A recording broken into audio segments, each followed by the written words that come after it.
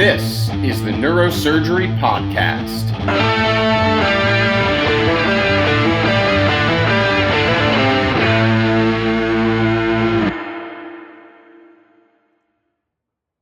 Well, welcome back to the podcast. As promised, we have Dr. Christopher Winfree from Columbia University back on. Chris, welcome back. Thank you. It's always a pleasure, Mike. Yeah, your episode, which was recorded right after the softball tournament last year in June of 2025, was one of our most listened to episodes. Your great energy, the honesty. If you haven't listened, please go back and listen to June of last year, 2025's episode. Now we're in 2026. And I want to ask you, has anything in your life changed? You've traveled more, you've invested more. Anything changed in your life? My kids got certified for scuba diving. I don't remember if they were certified at this time last year, but we've been all over the world scuba diving. It's been wonderful. I made a cave diving movie. It was professionally shot, and I spent time editing it. So it's a full-on movie. So next time I see you in person, I'll play it for you. It's not posted online, but I'm not an online person, but that was a lot of fun. So it was sort of a passion project for me. This is you recording when you're scuba diving. Well, no, so the guide I dive with in the Bahamas is a professional videographer, and he said, "Hey, Winfree, why don't we film some of these dives?"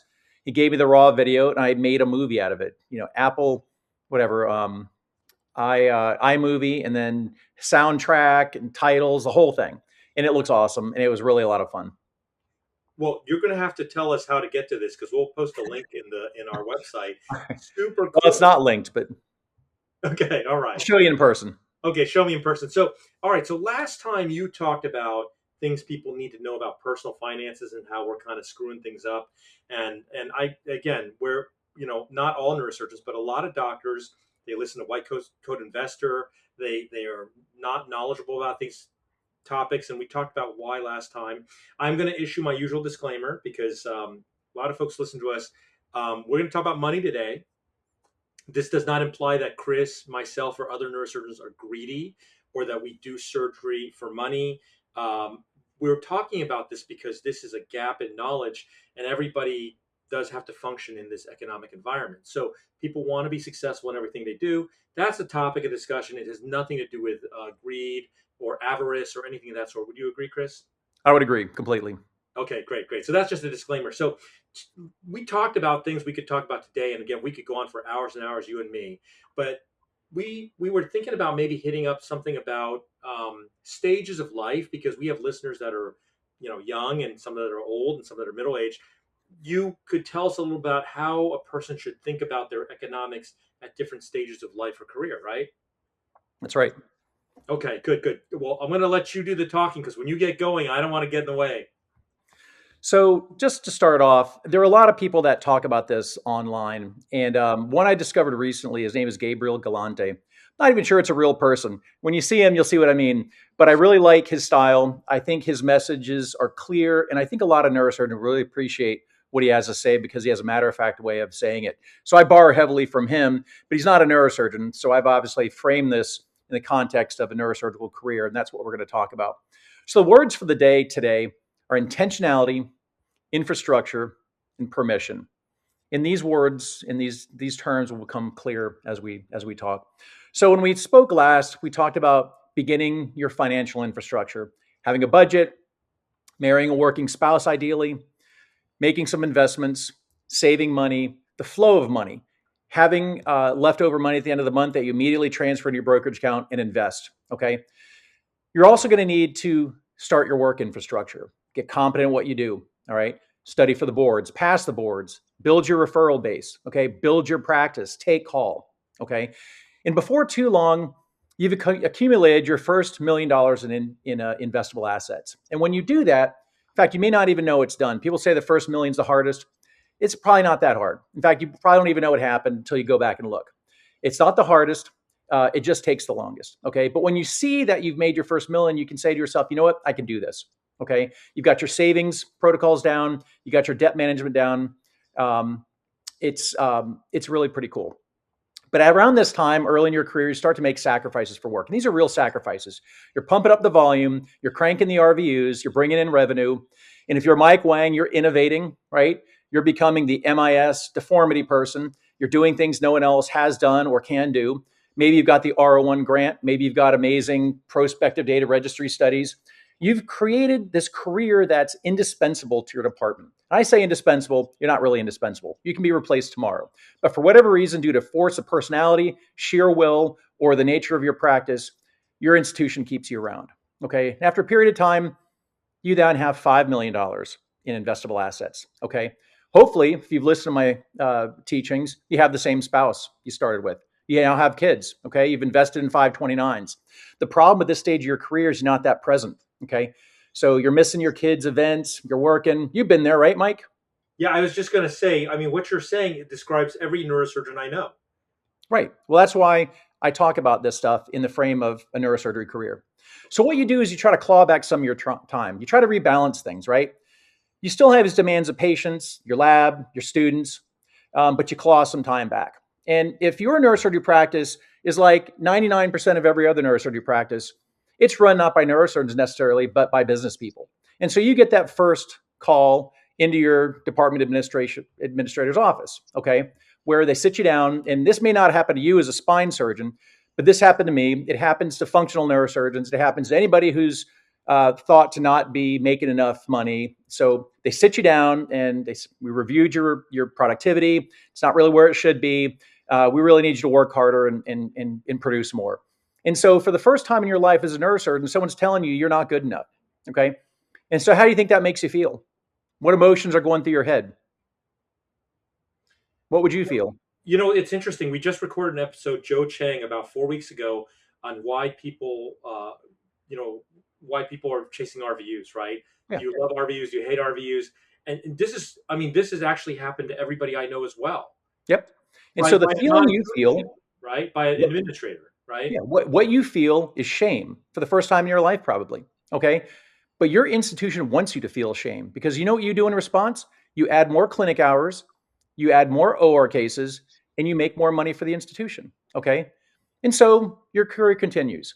And then the next door that opens is the $10 million door. You have $10 million in investable assets. And this represents an inflection point. And if you actually look into the numbers and look at your progress, this is when your portfolio, okay, earns more money than you can ever put in through savings and contributions. Okay. Now this assumes what? Even on our salaries. On anybody's salaries. When you have a $10 million net worth or investable assets, $10 million, your portfolio grows faster than you can ever put money into it. Okay. As a neurosurgeon. Now, when you see that, you feel pretty good. And then you start taking better vacations, better dinners. Maybe you buy a second property or vacation home. You inherit bigger problems. And you realize that you're getting older. Okay. Maybe your health isn't so good because you're cranking those RVUs. You're not exercising. Your sleep deteriorates. And so as a neurosurgeon, you're pretty smart. You figure this out and you then deploy and defend vigorously certain protocols. You have exercise protocols. You have family protocols. Okay. You go to work and then you come home 4 p.m. Okay. You want to see your kids come home from school. They want to tell you about their day. Okay. You want to fix them a snack because they need to see you. Okay. So you go home at 4 o'clock every afternoon. You get 8 hours of sleep at night. You have a sleep protocol. I'm in bed every night at 8:30. Okay. My kids know, don't bother me. Daddy's in bed. Don't mess with him. He gets 8 hours every night. Okay. And then you create a schedule. You create an infrastructure that limits access to you. Your Mondays, for example, are your Mondays. Okay. That's when you hold meetings. That's when you check email. That's when you do hospital training. That's when you have your lab work. You review papers. Okay. And you do that all on Monday. And if somebody wants access to you, they meet with you on Monday. And if it's not this Monday, it may be next Monday. Okay.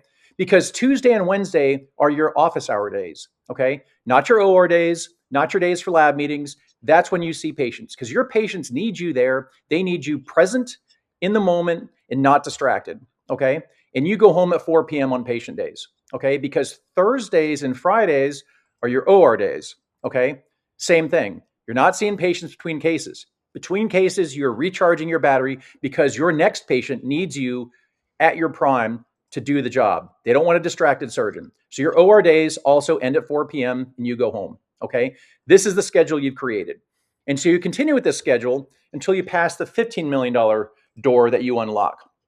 $15 million in investable assets. Okay.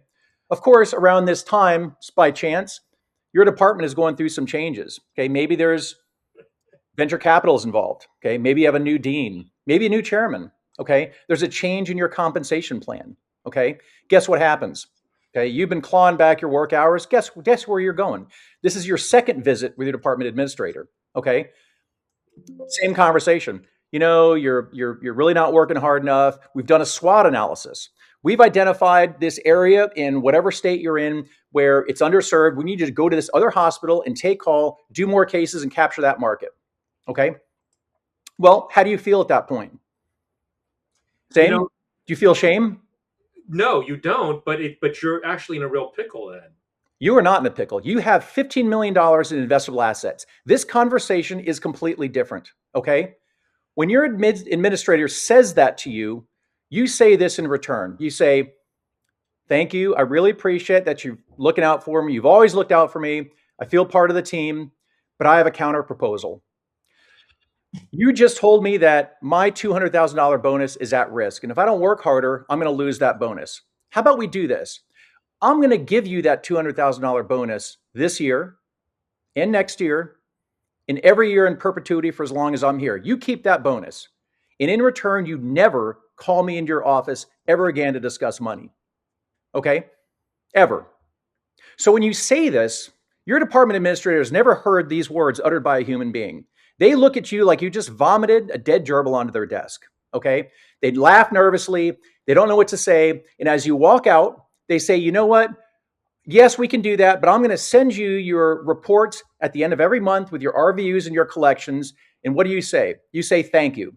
Because as you walk out the door, you know you've already tagged those emails as spam and you never see them. They never make it to your inbox. Okay?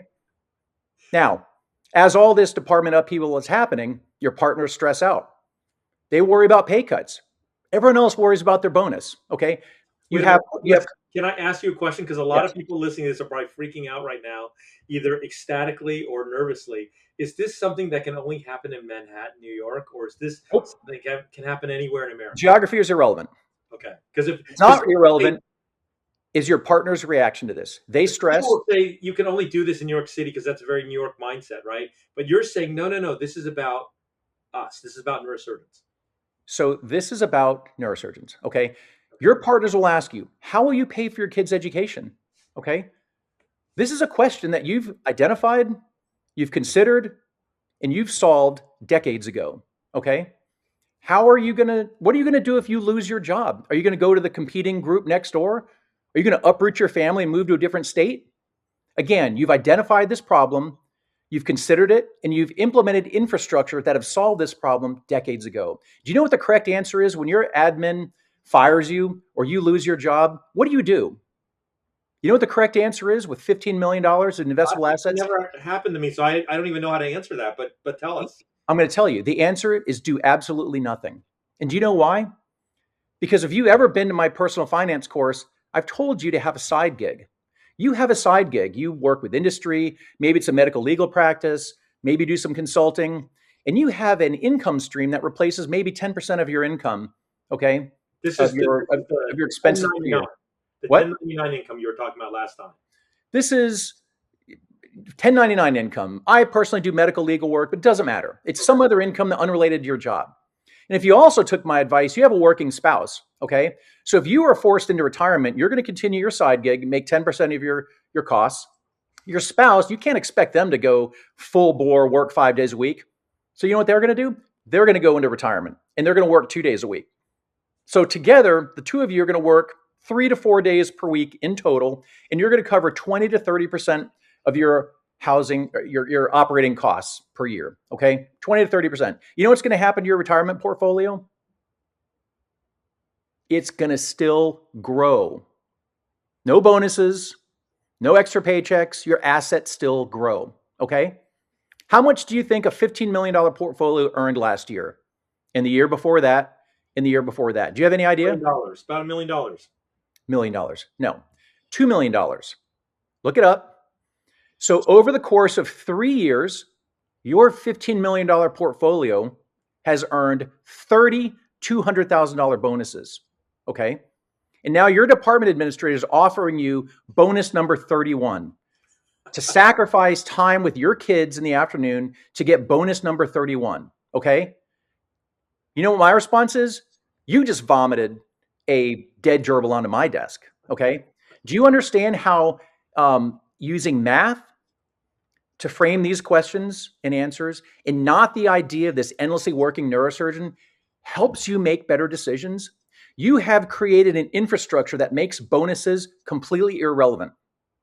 Think about that for a second. Let that concept roll around in your head. Bonuses are irrelevant from this point forward. Okay. Bonuses are a lure that your company, your practice uses to get you to do work that you don't want to do and you probably shouldn't be doing. Okay. End of discussion.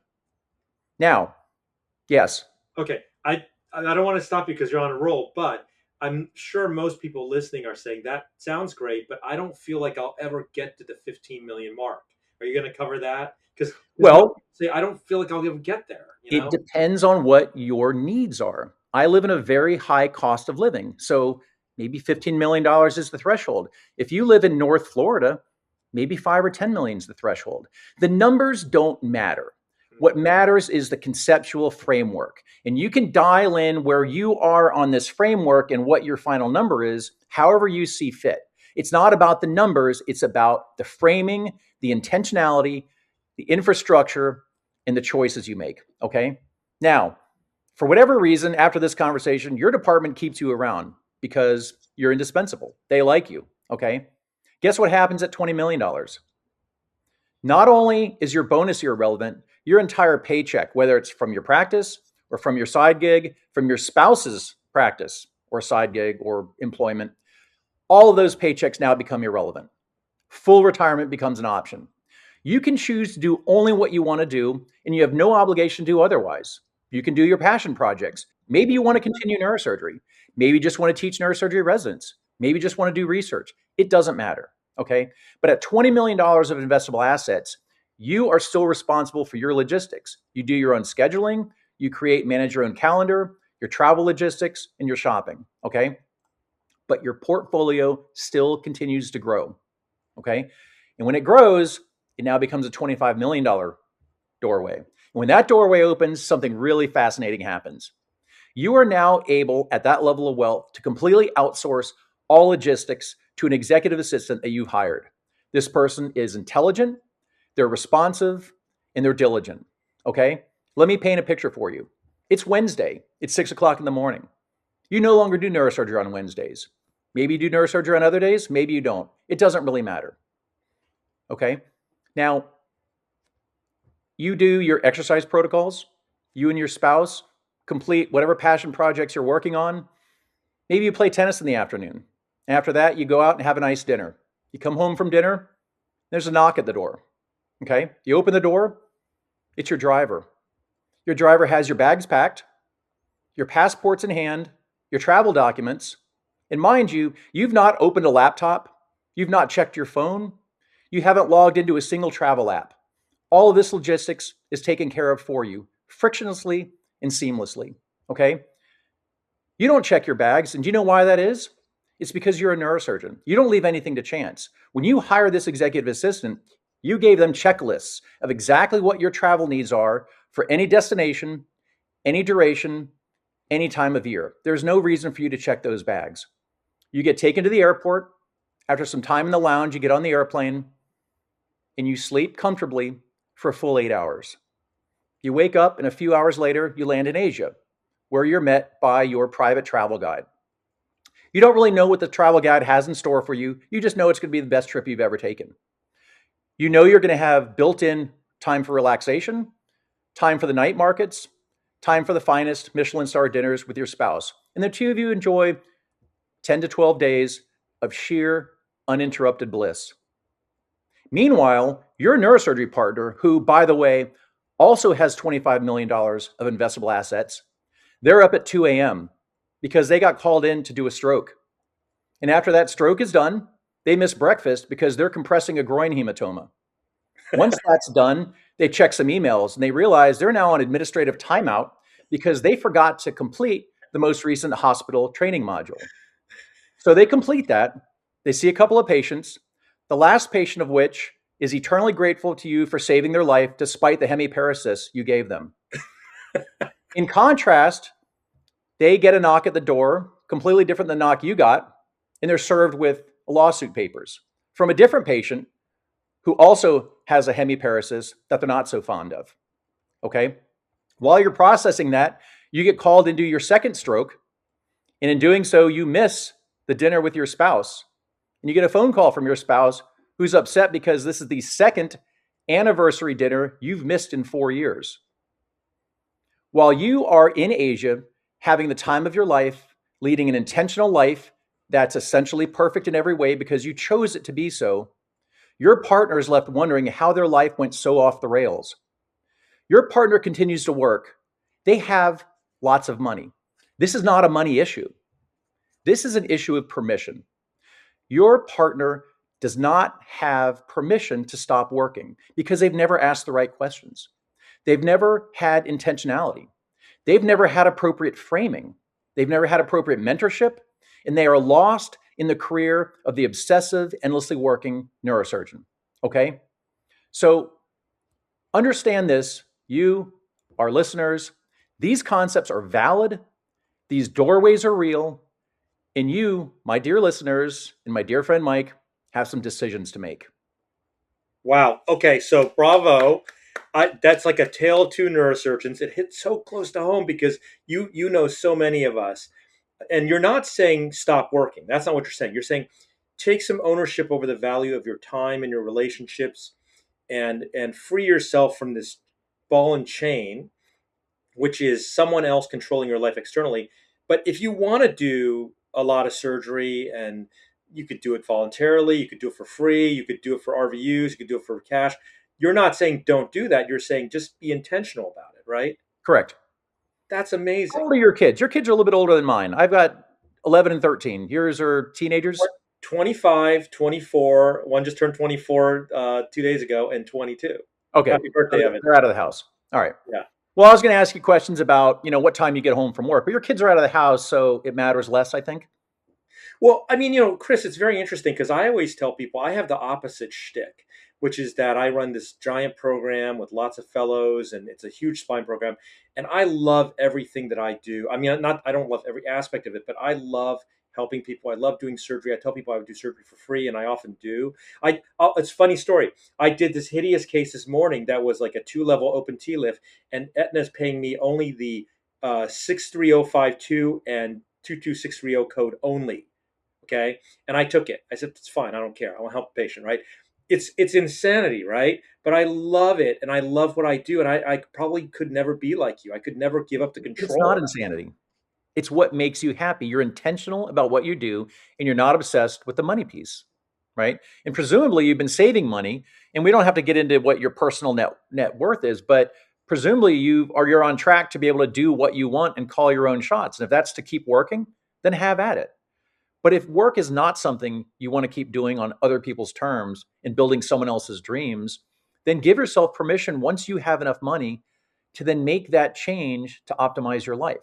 You have permission. You just need to grant it to yourself. Now it's funny. I want to close because we go about 20, 30 minutes, so it's like a regular commute, but we could talk forever, you and I.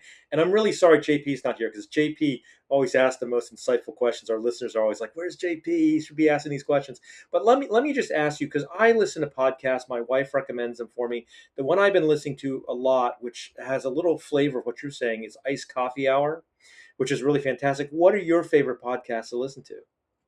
I've not listened to any podcasts other than this one. I like the shorter YouTube videos. Okay. So on whatever topic I'm studying at the time. So you can just type in whatever your target net worth is, or your investable assets. Let's say you want to retire with 10 million. You can Google, what do I do with $10 million on, or not Google, you can YouTube search for what do I do with $10 million? And there'll be a handful of financial people that give you these videos that say, okay, here's how to structure your financial life at that target net worth or investable assets. And it tells you sort of the pitfalls and what to do. And I find that stuff very helpful, because it's not just about you should roll your stuff over into Raw, stay in the lowest tax bracket. There's some of that. It's about framing.